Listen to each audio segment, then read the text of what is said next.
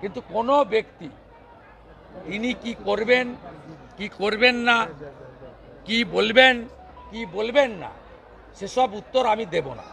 আমি একজনেরই বক্তব্যের প্রতিক্রিয়া দিই, একজনেরই বক্তব্যের পাল্টা বক্তব্য দিই, একজনেরই বক্তব্যের ত্রুটি বিচ্যুতি ধরে দিই, একজনেরই মিথ্যাচারকে আমি কাউন্টার করি।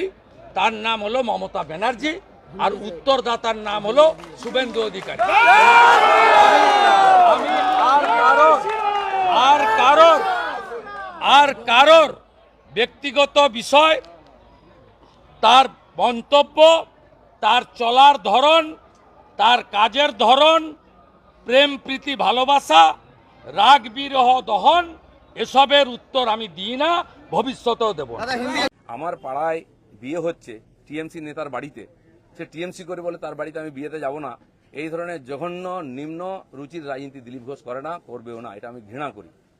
আমার বাড়ির জামাই যদি অন্য পার্টি করে, সেই মেয়ের বাড়ি আমি যাব না, এই রাজনীতি দিলীপ ঘোষ করে না, করবে না।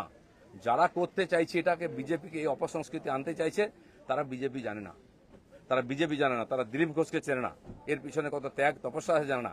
যারা 21 সালে এসছে, 20 সালে বিজেপিতে এসছে না, তারা বিজেপি বুঝতে পারবে না। কেউ কেউ আরএসএস দেখাচ্ছে, কেউ কেউ হিন্দুত্ব বোঝাচ্ছে। দিলীপ ঘোষকে হিন্দুত্ব বোঝাবেন না।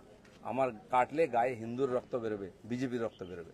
বাকিদের গায়ে কি রক্ত আছে আমি জানি না, কারণ বহু জায়গায় ঘুরে এসছেন তারা। কে বড় বড় কথা কারা বলছে? যারা মমতা ব্যানার্জি আঁচলের তলায় থেকে নেতা হয়েছে।